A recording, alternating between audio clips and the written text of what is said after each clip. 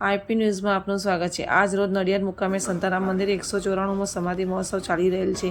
અને તે નિમિત્તે પૂજ્ય મુરારી બાપુની કથા ચાલી રહેલ છે। તે દરમિયાન ખેડા જિલ્લા મુસ્લિમ સમાજના મુસ્લિમ બિરાદર સમસ્ત મુસ્લિમ વિકાસ ફાઉન્ડેશનના નેજા હેઠળ એક શુભેચ્છા મુલાકાત કરવામાં આવી અને ફૂલો અને સર્ટિફિકેટથી મુરારી બાપુનું સન્માન કરવામાં આવ્યું અને વધુમાં સોહેલભાઈ ચિસ્તિયા દ્વારા સંતારામ મંદિર નડિયાદને કોમી એકતાના ઉત્તમ ઉદાહરણ રૂપે ગણવામાં આવ્યું।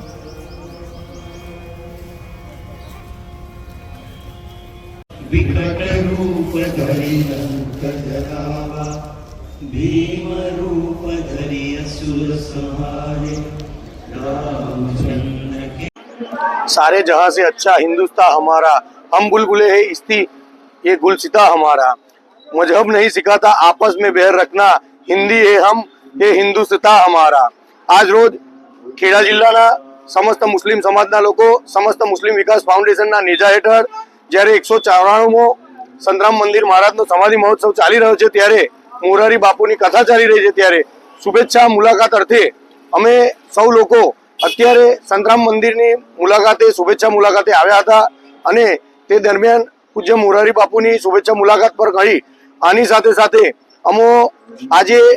એ વાત સાથે હર્ષ ઉલ્લાસની લાગણી અનુભવીએ છીએ અને સંતરામ મંદિર એક એવી સંસ્થા કે જાતે एक कोमी एकतानो संदेशो आपी रही है અને વર્ષોથી ઘણા બધા વર્ષોથી સંતરામ મંદિર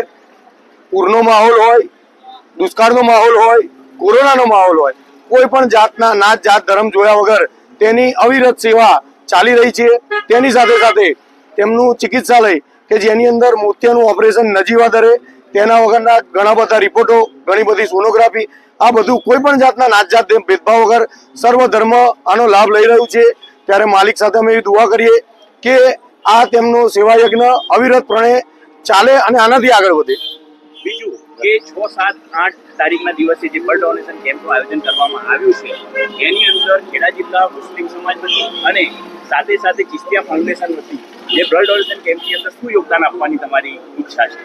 આજે અમે શુભેચ્છા મુલાકાત દરમિયાન મહારાજશ્રીએ કહ્યું છે કે આવનાર 6, 7, 8 તારીખના દિવસે સંતરામ મંદિર દ્વારા થેલેસેમિયાના પેશન્ટોના લાભાર્થે જે રક્તદાન કેમ્પનું આયોજન કર્યું છે ત્યારે હું સોહેલ ચિસ્તિયા ફાઉન્ડેશન વતી 51 મુસ્લિમ બિરાદરો આ સેવા યજ્ઞમાં રક્તદાન કેમ્પમાં રક્તદાન કરી આની અંદર અમારો ફાળો આપીશું તેવી અમે જાહેરાત કરી છે।